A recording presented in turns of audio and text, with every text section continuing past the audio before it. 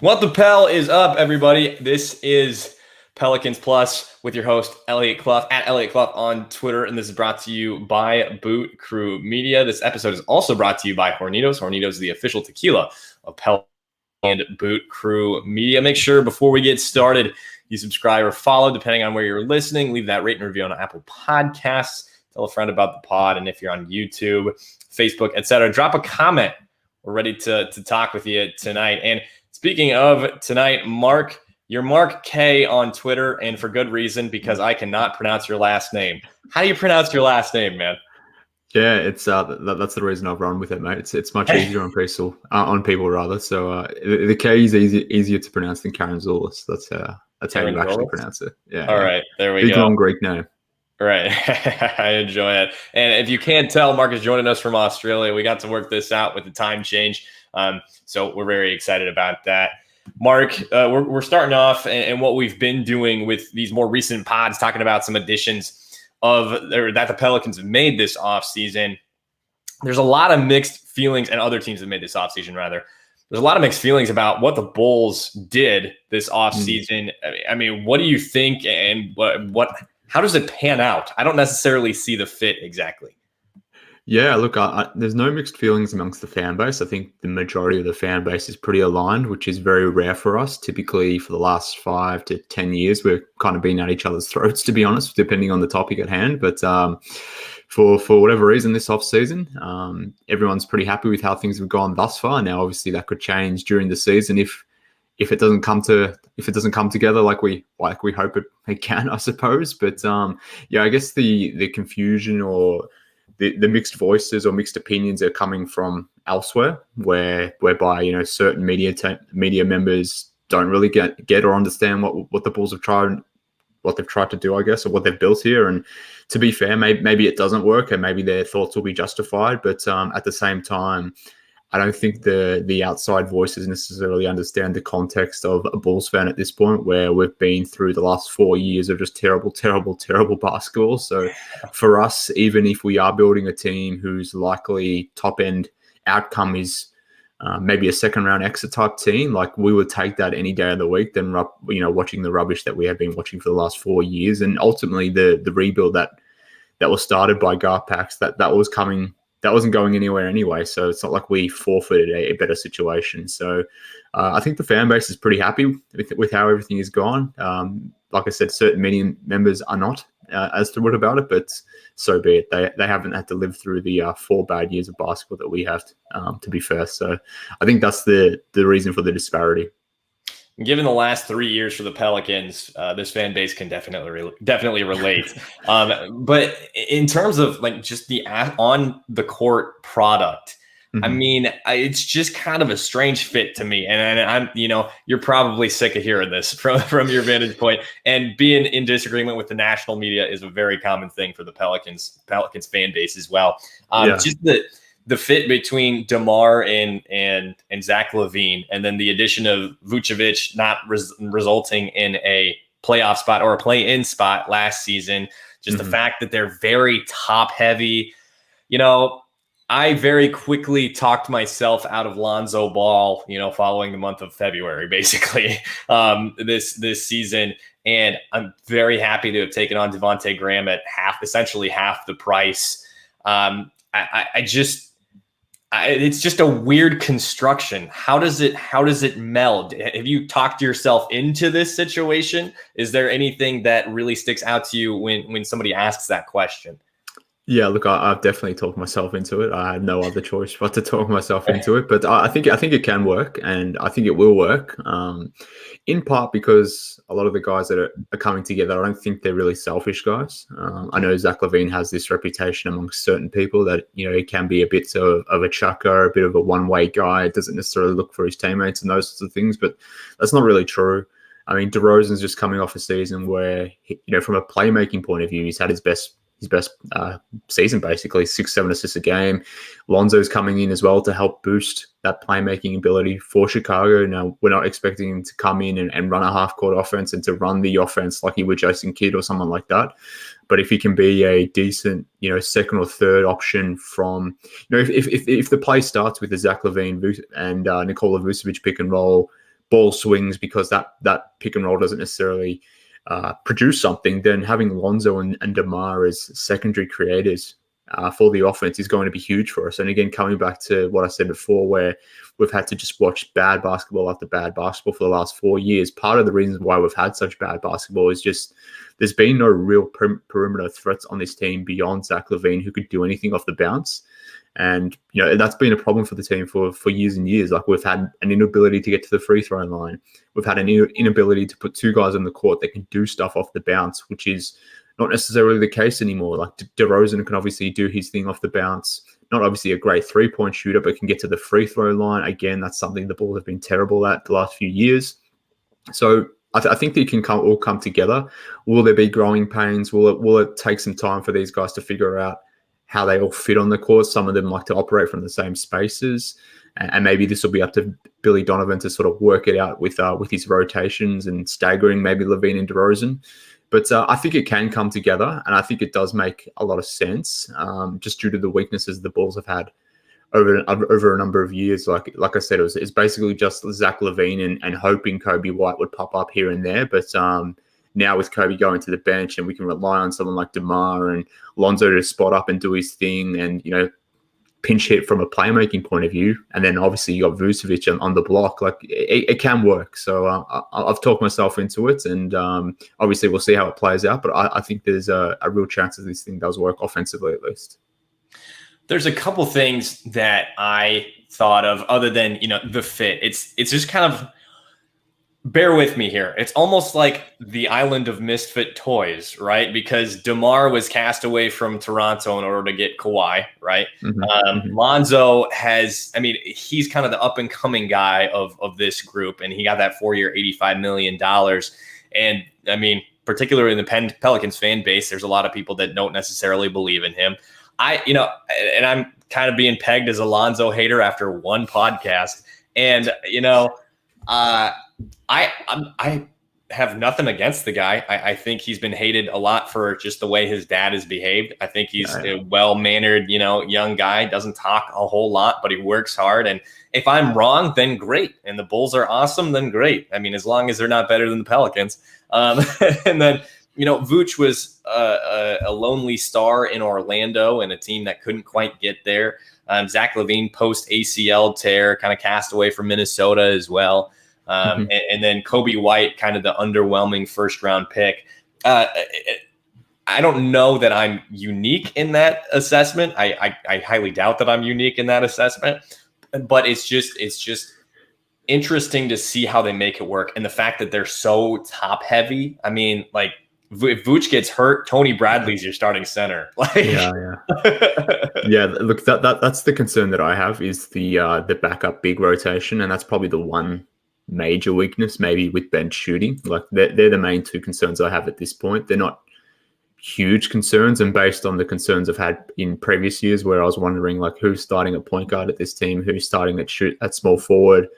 I'm more inclined to be worrying about a backup center position than who the hell is my starting small forward or starting point guard. So in terms of the weight that I'm applying to my grievances, I'm feeling more comfortable about it now than in years past. But yeah, obviously this team isn't complete; they have holes.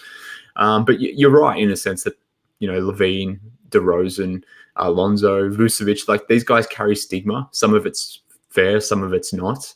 And some of it's based on maybe previous understandings of what these guys were as players. And, that is most certainly true for Zach LaVine. Like, I understand why people maybe have not fully updated themselves on who Zach LaVine is. Obviously, he had a fantastic season last season, but like realistically, how many people were tuning into Bulls games?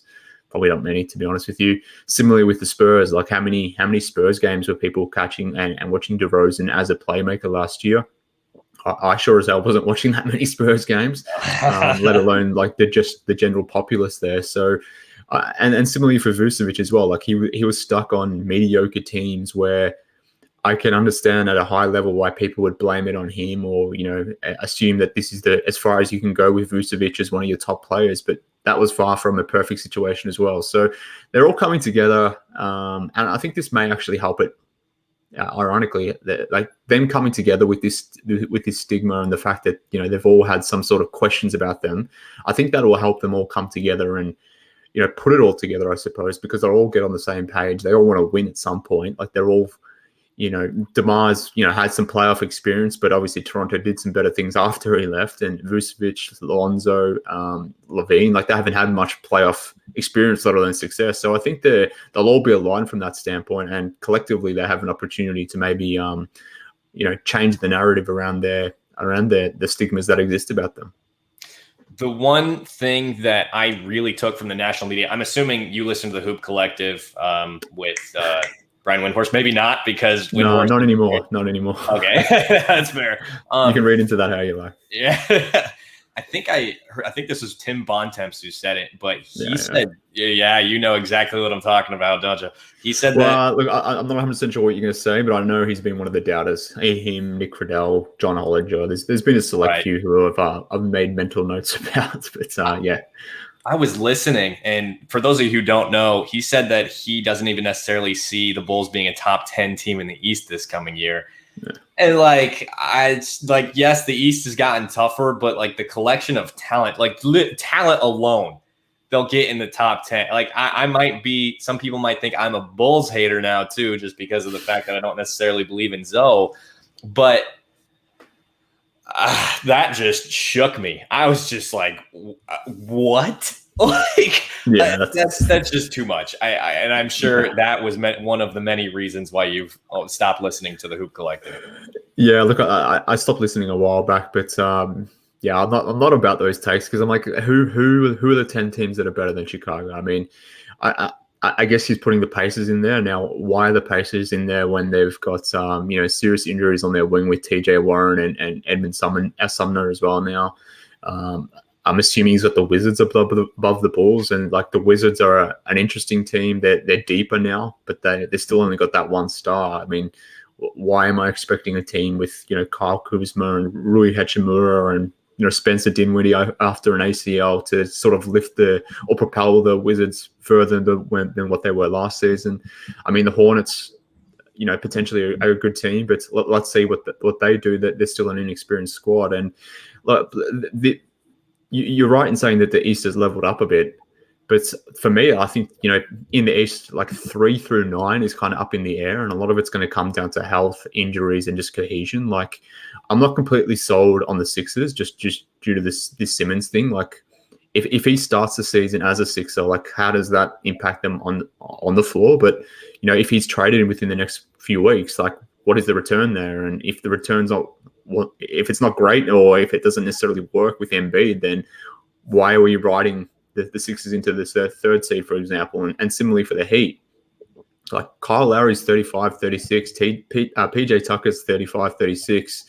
If one of those guys goes down, like, that's not a deep roster either. So I mean, they should theoretically be 3rd and 4th in the East, but there's a real chance that they're not. And for me, I've got the Bulls pretty much on a level playing field with teams like the Knicks, the Celtics. Maybe you could put the Hornets, the Hawks above them, just due to the continuity factor from last season. Whereas the Bulls, probably through the first month of the season, will be working themselves out. So I can understand why they're maybe not, from a standings point of view, as high as a team like the Hawks. But come playoff time, could they compete with them? I think it's in play. So yeah, that's a bit of a hot take to say they're not even a play-in team. But could they be the 4th seed? Could they be the 6th seed? Could they be the 8th seed? I think all of that's in play, to be honest with you.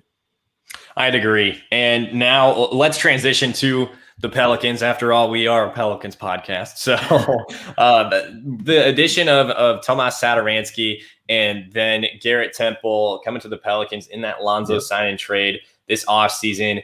My initial reaction, like a lot of Pelicans fans, wasn't great. I was personally hoping Thad Young would be part of that trade, because the Pelicans needed some help in terms of defense at the 4, in terms of having a switchable big, which I don't know a ton about Thad Young, but I know he's good enough, right, at that 4 spot, and that's kind of what the Pels needed.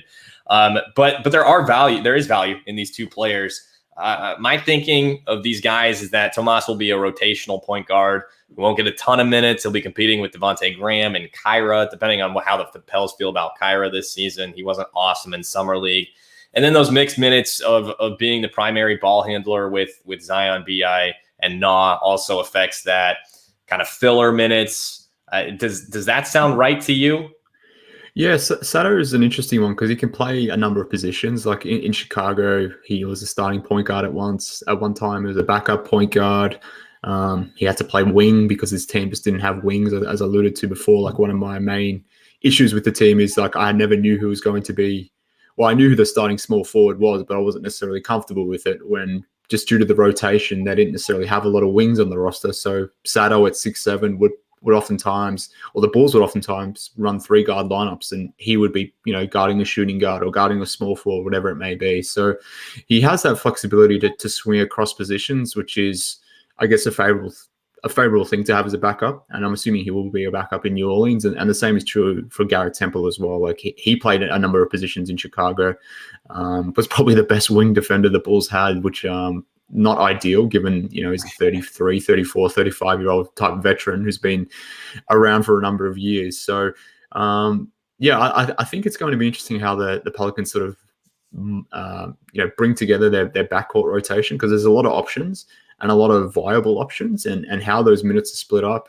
It feels like someone's going to miss out. Who that is, I'm not 100% sure at this point.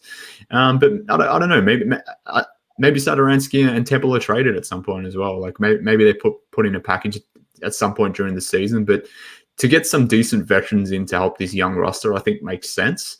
But yeah, I think both can have roles on the team, and both will serve a role, and will probably be better placed in New Orleans than what they were in Chicago, where we were probably asking a little bit too much of them too soon. And like, for example, Sato as a starting point guard, it was maybe our best option at times, but ideally that's not your best option. And similarly with Garrett Temple, like I mentioned before, like he was our leading wing defender, which not ideal. To bring him off the bench as your third or fourth guard, that's fine. But to have him as like your starting small forward and the guy you would stick on, really good wings from a defensive standpoint, not ideal. So we'll see how it plays out in New Orleans, but I think both can add value. And it's the same question. Great question here from the Pelicans Wave. As a Bulls fan, do you think Temple is a mainstay in the rotation or more of a situational piece? You say there that he was essentially the best wing defender on the squad last year.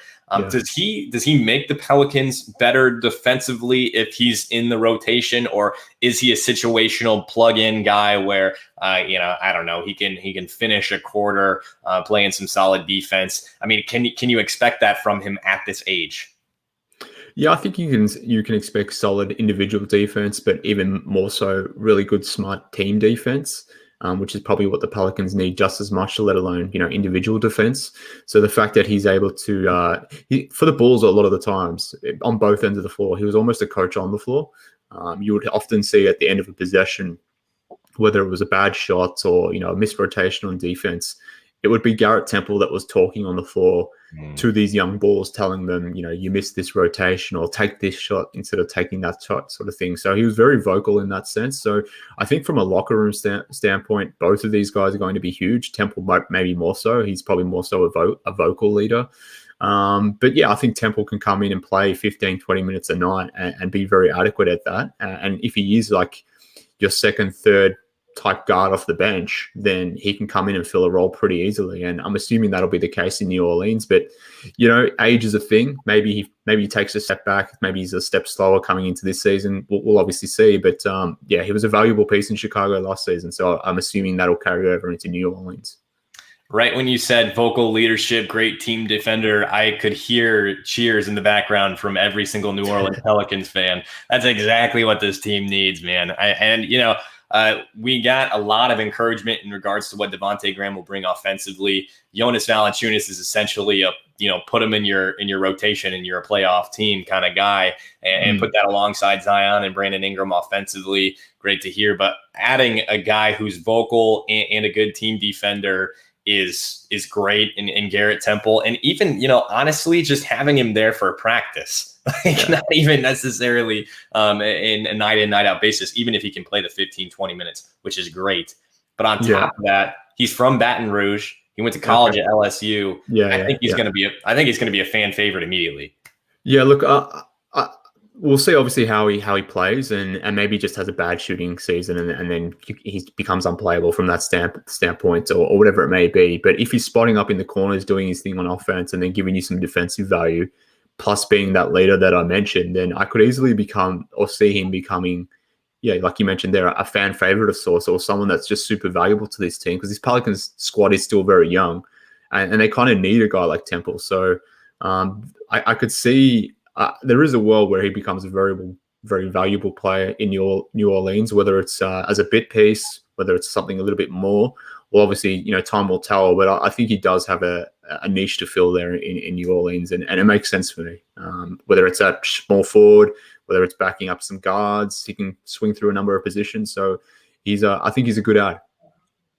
So to return back to Sato a little bit, by the way, if you're listening on YouTube, Facebook, Twitter, drop a comment. Let us know what you think about the addition of Sato of Temple. We'll engage you a little bit. Throw your comment on the screen. We'd love to hear from you. So Sato, I got tagged in from this, I think it's a account literally from the Czech Republic. I have no idea. And I think I saw Shamit get a hold of it and share it to the Pelicans fan base. But Sato's already coming essentially to the defense of Zion, to some of his other teammates. And I mean, it's just like he hasn't even, training camp hasn't even hit, and he's already like a ride or die Pelican. Is that how he was with the Bulls too?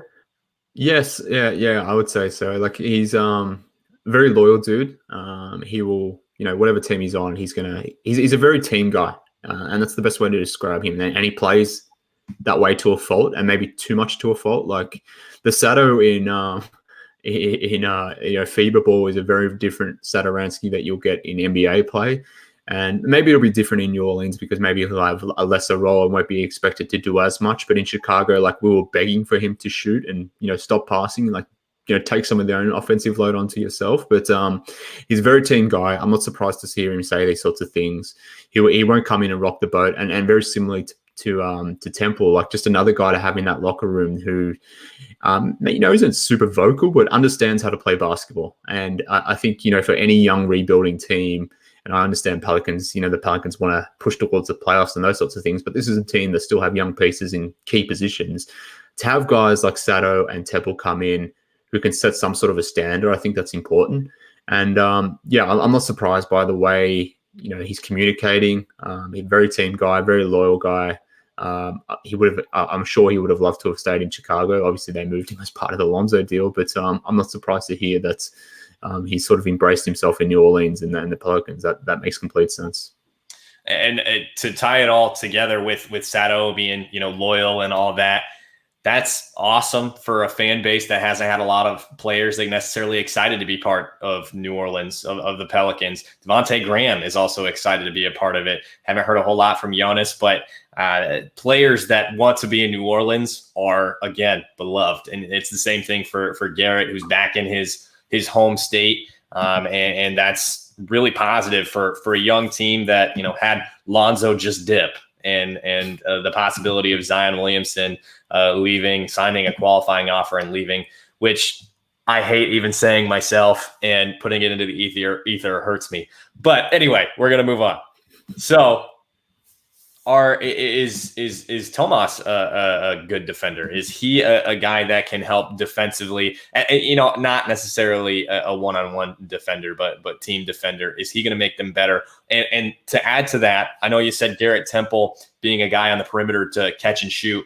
Can either of them attack the basket? Because Lonzo does not do that, and Devontae, I've been told he does not do that as well. Yeah, look, I wouldn't say much, to be honest with you. I don't think you're going to get much, live dribble action from either guy into the paint, at least not for their score. If Sato does drive, if he does get the advantage, which is not often, but if he does create an advantage, it's often to go to the basket to pass. Temple doesn't really do a whole lot of that, to be fair. He's more of a spot-up guy. I don't imagine any of these guys are going to necessarily bring much dribble penetration to the Pelicans. Satoransky, from a defensive standpoint, is a reasonable defender, not great, but not bad either.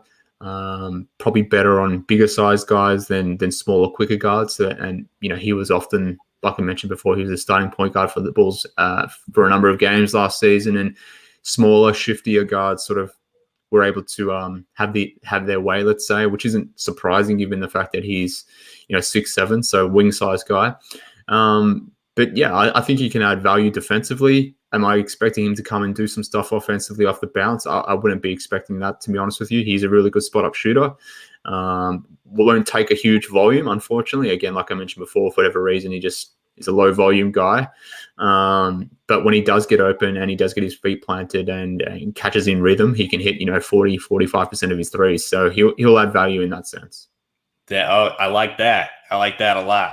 So I just had a question pop into my head and then pop right back out. So we're gonna transition to a different question. What I see from these two is them being vets that you add to the lineup. Can be a point like somebody to the very least watch. Like that's an NBA vet. I want to see how he conducts himself at the very least, right? But I also see them being veterans who just, step in and they don't make mistakes. They don't necessarily make you astronomically better, but they're role guys that can step into their role and be a leader, whether it's by example or taking a leadership position in terms of being vocal. But they just aren't going to make you worse at the very least. Yeah. That's a fair statement. So, like, to give you some context, in Chicago, through the first 30-odd games last season, the Bulls were effectively starting all their young guys. It was Kobe, Zach, Patrick Williams, Larry Markkinen, and Wendell Carter. Then coming off the bench, you had Sato, you had Temple, you had Otto Porter when he was healthy, and Thad Young. And a theme throughout last season through those first 30 games would be like that young team or that young lineup would get absolutely cooked in the first 5 to 10 minutes. Bulls would find themselves down, double digits often. And then the vets would come in, and all of a sudden the game would be back to level pegging. The Bulls would be playing such better basketball, and they would actually look like a professional team. Now, that's against second units. Obviously, these vets are coming in and doing their thing against second units, but they just know how to play basketball. They're not going to necessarily bump your rating up, your offensive or defensive rating, astronomically, let's say, but they won't lose you possessions either. So, you can plug in guys like Satoransky and Temple, and they're going to do the right thing on both ends more often than not. So I would imagine from a coaching standpoint, like I would assume that the coaching staff will lean on guys like Temple and Satoransky maybe early on because they just know how to play basketball.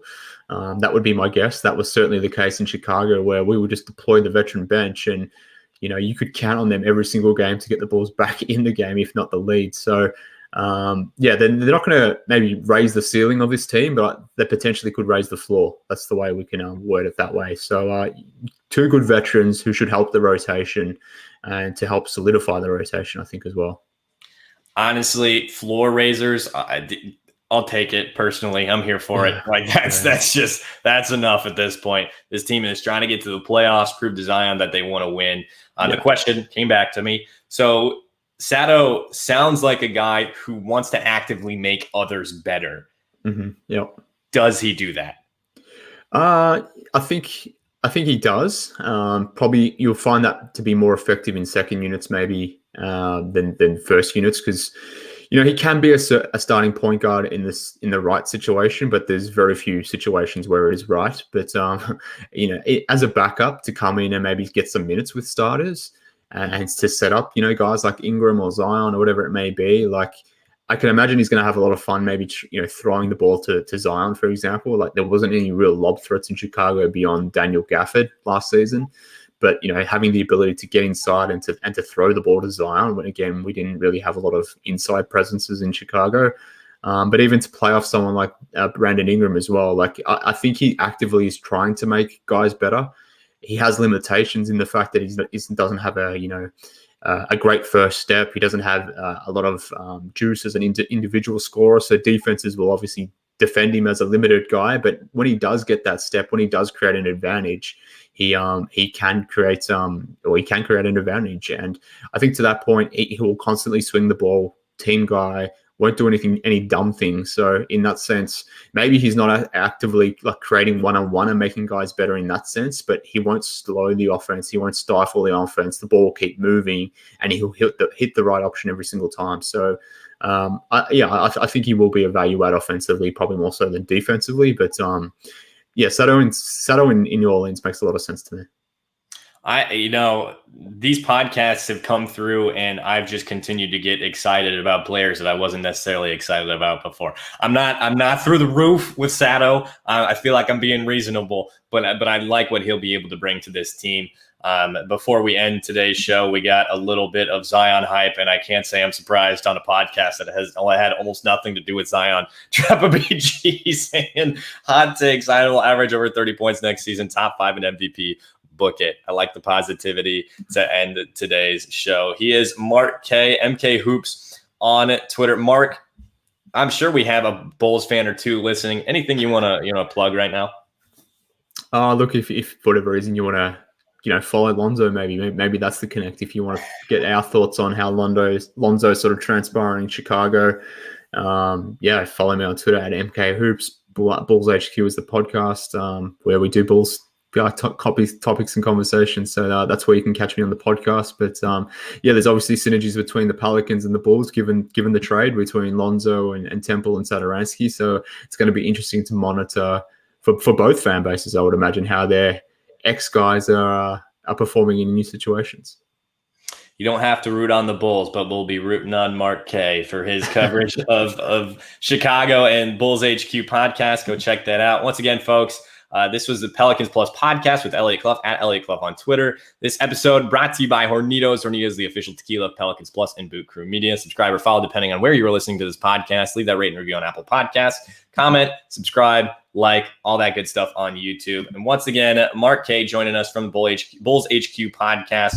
Go follow him on Twitter. Go follow the podcast as well. Folks, once again, I am Elliot Clough at Elliot Clough on Twitter, and this was Pelicans Plus.